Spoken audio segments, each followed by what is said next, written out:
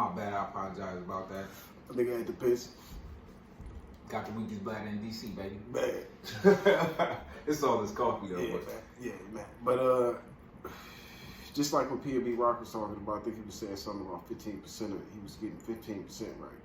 And they was taking everything out to 15%. Everything from photo shoots, studio time, everything out to 15%. So you telling me the label just making all this money, and you want to you taking all of the tab out of this man's 15%, and then saying even though he keep making y'all millions and millions and millions of dollars, and he said something like, you don't have to do that. You missing out on so much money taking that money in the front end. Just gotta keep hustling. Like y'all gotta remember, like the reason Soulja Boy is so turned up is because he for one, he was able to buy himself out of the deal after already making himself known and famous. He the first internet nigga. You know what I'm saying? So he was able to manipulate the matrix and shoot up to the top to even get the notoriety to get somebody to put something behind him. Then he got himself out of that quick because he just was a nigga that sell like that. So when you got a guy like NBA Youngboy that probably, like, you gotta remember, why did motherfuckers value Nip? Again, ownership. Yeah. So when you got a hot commodity, or better yet, when you are the hot commodity, you gotta put yourself in the Machiavelli mindset. Pac was about to be his own CEO. Yeah. You hear what I'm saying?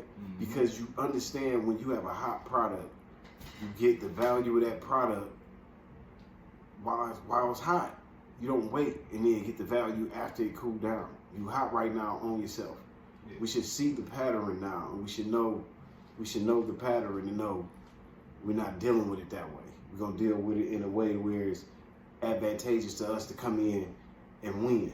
We're gonna do it like Master P. Like it's the cheat code has been shown to you a few times. You dig what I'm saying? So Peezy wasn't gonna that shit wasn't gonna fly across his table.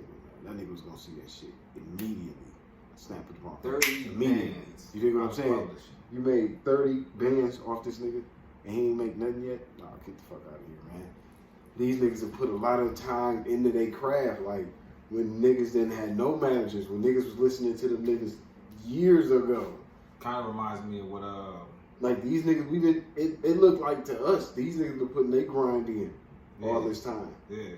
You know what I'm saying? It don't look like you got mad machine behind you. Yeah. You know what I'm saying? Even what Peezy explained in his shit, like, you know what I'm saying? He said his man's is, he booked shit, and then Peezy, like, he booked shit. Like, she don't book shit. That kind of reminds me what Joyner Lucas was talking about with Karen Civil a few months back when, niggas ain't fucking with her no more, is it?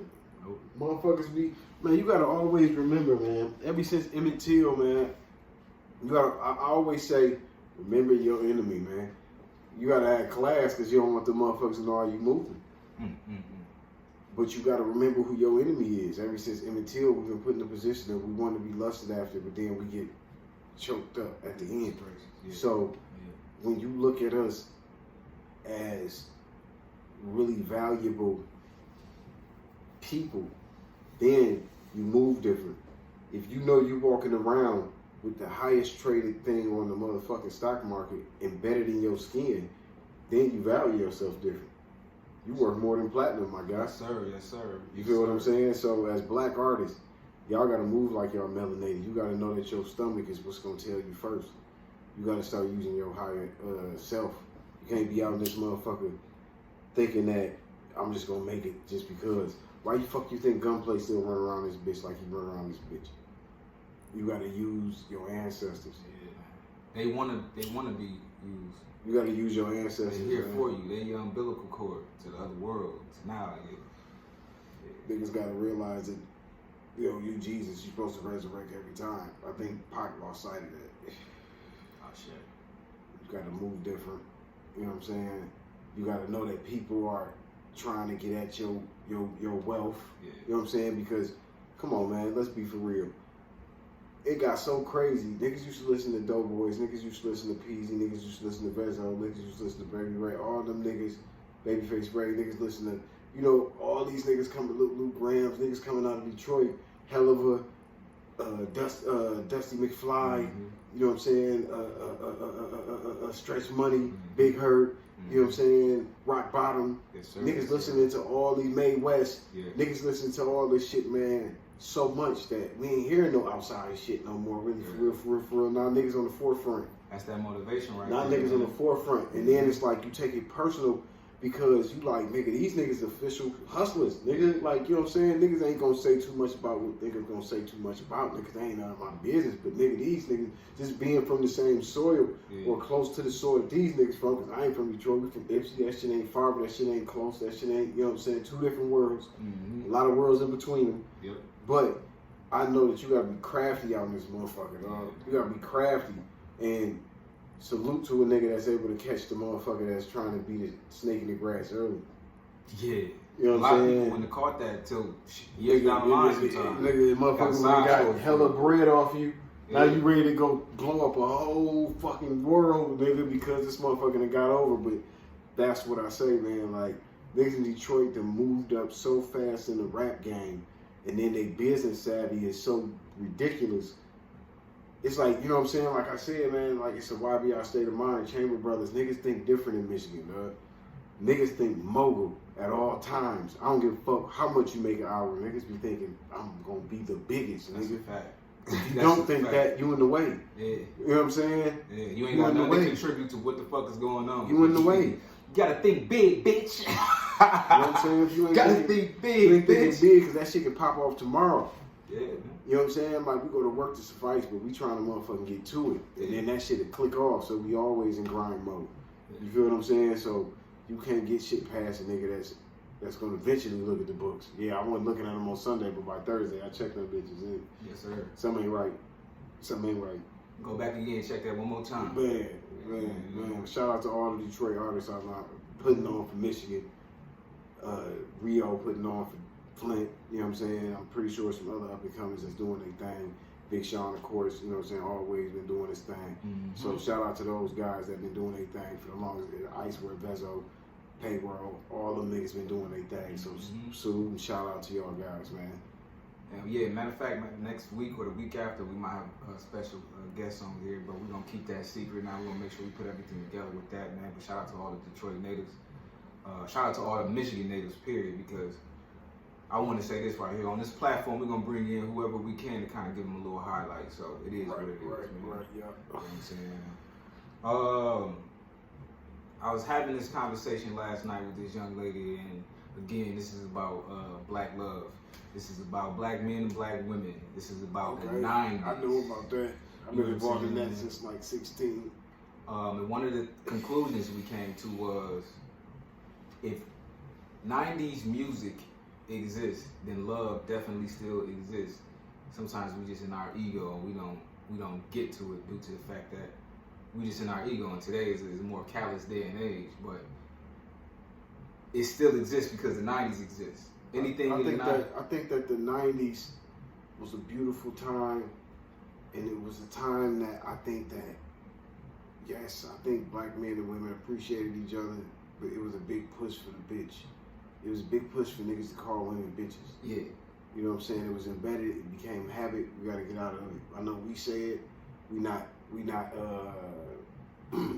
guilty of it too. That's all I'm saying. You know what I'm saying? So we have to get back to what we were trying. I think in the 90s we was living single, but we was dating. Yeah. You know what I'm saying? We was trying to make it work. We was boys in the hood. Was it the 90s? No, I think that was the 80s, but still close enough to the era. What, Boys in the Hood? Yeah. Boys in the Hood in the 90s, wasn't it? That was the 90s? I thought that was the 80s. Maybe it was 91, 92. You know what I'm saying? Yeah, that was on the cusp. Definitely was on the cusp. But I thought for some reason it was 89, 90. It could have been 89, matter of fact. But I think that it was because a lot of those people came up with parents. Yeah. So they was trying to keep that going, but it was so many men getting incarcerated and shit, man, going to the joint for drug laws because that's the industry niggas was fucking with. And that's another conversation, but the 90s, I'm not going to say that it ruined relationships, but it did try to push for a connection. R&B was heavy, love was in the air, all that shit. You know what I'm saying? A young lady used an analogy last night to kind of put it in perspective for me. She was like, Just look at Jodeci and look at Boyz II Men. They were obviously synonymous to each other due to the fact that it was the 90s and it was love, but one was on lust and the other one was on love. And you could look at Boyz II Men and say, for the most part, they're married with kids, living a beautiful life. And then you could look at Jodeci and say, that shit just got tore up due to the fact they went towards lust. You see what I'm saying? But then you can have, we got the same niggas and we got a different option. You could just be the nigga that just go with the gangster rap shit. And that's how you feel. That's your perception on women. We don't love them hoes. But the guy who bitches said ain't shit that but hoes and tricks is married right now. So it wasn't definitely an agenda being pushed. Subconsciously, I don't think they meant to do it. I think it was just the way of the times. Young kids being heartbroken and then the system kind of going with it, saying, yeah, I want to hear more of that. But the man who said bitches ain't shit but hoes and tricks is married. Yeah, but his marriage ain't been perfect. You know what I'm saying? You know what I mean? And we push for marriage, but marriage is an action. You know what I'm saying? And there's gonna be some ups and downs unless you just don't find out, or unless y'all ain't got nothing rocking in between y'all that's gonna be negative, and y'all can grow. And that's a beautiful thing too. And I think that it's always possible because I think that's the goal structure that we have when we try to date. And but it was just that option was out there along with the Boyz II Men and what the other group you said? Jodeci. Jodeci. You know what I'm saying? You got your Boyz II Men, Jodeci, Tupac, LL Cool J. You know, you can be in. You love them. I'm gonna say with Pop, but you borderline calling them bitches sometimes. Wonder why we call you bitch. You wonder why a nigga like me call you bitch. Then you got LL Cool J that's trying to love you all the time. I need a roundaway girl, baby. You know what I'm saying? Yeah. And then you got niggas like Webby, and I ain't gonna say they came in the 90s, but just the mindset that it evolved into, where you know that bitch, you know what I'm saying? To where it gets, we so comfortable with saying that word and being that disrespectful that we don't think twice about it. Yeah. And that's why I think we gotta realize that we hurt women, we teach kids the wrong thing. Yeah. And we can't say that we don't. You know what I'm saying? Because we know it personally. And then when I got to see Boosie be that honest, and that's why I love listening to Boosie's music, and I love listening to some of them guys' conversations. You know what I'm saying? Like I love listening to a Jay-Z conversation, just like I love listening to a Boosie conversation, because it's gonna be real game. It's gonna be real connection there. Yeah. You know, in some aspects. But you gotta. It's like growing up in the hood and you talking to your cousin or your uncle that got a little more life experience or a lot more life experience, and then you trying to pick up on some of that game so you can gain some of that life experience. You trying to live outside of your means that you currently have right now too. Yeah. You know what I'm saying? So, you know, life is a modulating and evolving activity. You know what I'm saying? So I you know, that's just my take on it. Gotcha. With that being said, man, I just want to say shout out to all love, shout out to black love. You don't got to get married to love your woman, vice versa. If y'all doing good by each other, man, hold loyalty, each other down. Loyalty. Yes, sir. Yes, sir. Loyalty and respect. I say this all the time, man. I don't really need a woman's love. I just need her respect. If I know she respects me, then I know that's loving that. You know what I'm saying? That's me personally. But I want to say shout out to everybody out there trying to make it to something bigger than what they're doing right now. Again, shout out to Crawford's Kitchen. Shout out to Demonstration Clothing Plus. Shout out to Cushion. What you got with Cushion Condoms happening? Man, all kind of shit that I don't be telling people.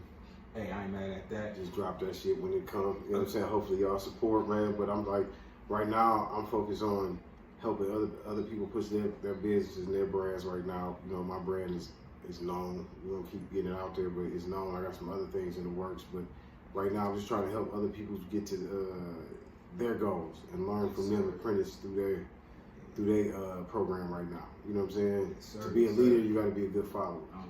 And if you want to be a millionaire, you got to help other people become millionaires. It's all about reciprocity. Shout out to Demonstration Clothing Plus. Shout out to Cushy Condoms. Shout out to Pretty and Pink. Politically Incorrect. Shout out to 3B's Topical CBD. Ointment. All of that, man. Shout out to Michigan, man. Fucking with you. One love. One.